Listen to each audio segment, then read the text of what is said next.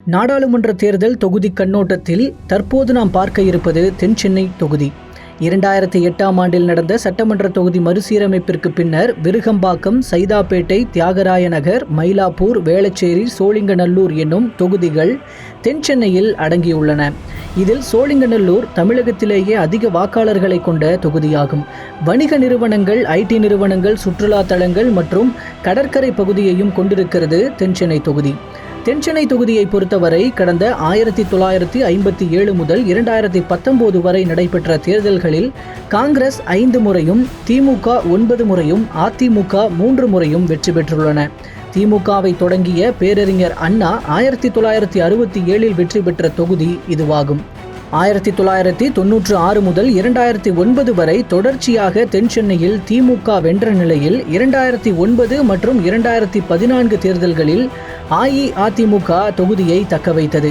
ஆனாலும் 2019 மீண்டும் திமுகவின் தமிழச்சி தங்கப்பாண்டியனிடம் தொகுதியை அதிமுக பறிகொடுத்தது.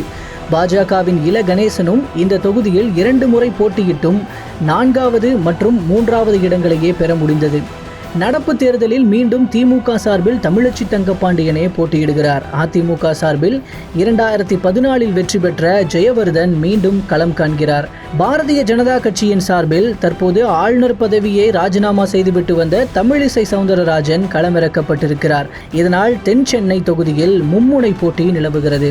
அரசியல் ரீதியாக தொகுதிக்கு உட்பட்ட 6 சட்டமன்ற தொகுதிகளில் 5இல் திமுக எம்எல்ஏக்களும், ஒரு தொகுதியில் திமுக கூட்டணியான காங்கிரஸ் எம்எல்ஏவும் உள்ளனர். சைதாப்பேட்டை எம்எல்ஏவான அமைச்சர் மா சுப்பிரமணியன் தென்சென்னை திமுக மாவட்ட செயலாளராகவும் இருந்து வருகிறார். பாதாள சாக்கடை திட்டம், மெட்ரோ ரயில், மீனவர்களுக்கான பல்வேறு நலப்பணிகள், மழைநீர் வடிகால்கள், மருத்துவமனைக்கு மருத்துவ இயந்திரங்கள் அளிப்பு, சமூக நல கூடங்கள், மகளிர் இல்லங்கள், மேம்பாலங்கள், மினி பூங்காக்கள், சுற்றுச்சூழல் பூங்கா அமைத்தது, தொகுதி மேம்பாட்டு நிதியிலிருந்து பல்வேறு பள்ளி கட்டிடங்களை கட்டி கொடுத்தது, பிரதமர் தேசிய நிவாரண நிதியிலிருந்து மருத்துவ சிகிச்சைக்காக பலருக்கும் நிதியுதவி என்று தொகுதி முழுக்க திட்டங்களை செயல்படுத்தி வருவதாக தமிழச்சி தங்கப்பாண்டியன் தரப்பில் தெரிவிக்கப்படுகிறது. ஆனால் கடந்த 5 ஆண்டுகளில் ஒரு திறன் மேம்பாட்டு மையம் கூட தொகுதிக்கு கொண்டு வராததால் இளைஞர்கள் பாதிக்கப்பட்டு வேலைவாய்ப்பின்றி இருக்கின்றனர். ரயில் நிலையங்களும் கூட 5 ஆண்டுகளாக பராமரிப்பும் பாதுகாப்பும் இன்றி இருக்கின்றன. பெருங்குடி குப்பைகள் அகற்றப்பட்டு மீண்டும் சதுப்பு நிலமாகவே மாற்றப்பட வேண்டும்.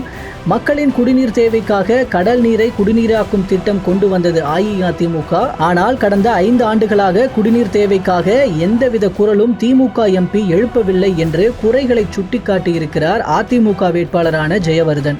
2019 தேர்தலில் தோல்வியடைந்த பின்னரும் விடாமல் கட்சிக்காரர்களின் இல்ல விழாக்கள், துக்க நிகழ்வுகளில் தொடர்ந்து பங்கேற்றபடி நானும் உங்களோடுதான் இருக்கிறேன் என்று தொகுதியை வலம் வந்தபடியே தான் இருக்கிறார் ஜெயவர்தன். பாஜக சார்பில் களமிறக்கப்படும் தமிழிசை சவுந்தரராஜன் இந்த தொகுதிக்கு புதியவர்தான். கடந்த 2009 மற்றும் 2014 தேர்தல்களில் பாஜக தனித்து களம் கண்டு அப்போது போட்டியிட்ட இல கணேசன் தோல்வியை தழுவினார். 2019 அதிமுக கூட்டணியில் இருந்தும் வெற்றியை தக்க வைக்க முடியவில்லை. இந்த முறையும் பாஜக தனி அணி அமைத்து போட்டியிடுகிறது. தென்சென்னை தொகுதியை பொறுத்தவரை எஸ்சி பிரிவினர், மீனவர்கள், பிராமணர்கள் என்று நிறைந்து காணப்படுகின்றனர். அதே போன்று ஸ்லம் பகுதிகளும் அதிகம் உள்ளது. வெற்றி வாய்ப்பை பொறுத்தவரை மீனவர்களும் பிராமணர்களும் தீர்மானிப்பதாக கூறப்படுகிறது. நடப்பு எம்பி தமிழச்சி தங்கப்பாண்டியன் தென்சென்னைக்கு பெரிய திட்டங்களை கொண்டு வந்திருப்பதாக கூறிய போதும் கடந்த 3 ஆண்டு திமுக ஆட்சியில் மின்கட்டணம் உயர்வு, பால் விலை உயர்வு, விலைவாசி உயர்வு, அதிமுக ஆட்சியில் கொண்டு வரப்பட்ட தாலிக்கு தங்கம் திட்டத்தை முடக்கியது, மகளிர் இருசக்கர வாகன திட்டத்தை ஓரம் கட்டியது, திமுக கொண்டு வந்த மகளிர் உரிமை தொகை பெண்கள் எல்லோருக்கும் கிடைக்காதது போன்ற குறைகளும் கேட்கத்தான் செய்கிறது. அதிலும் சமீபத்திய பெருவெள்ளத்தின் போது தமிழச்சி தங்கப்பாண்டியன் தங்களை சந்திக்கவில்லை என்றும் பொறுமல்கள் எழுந்துள்ளன.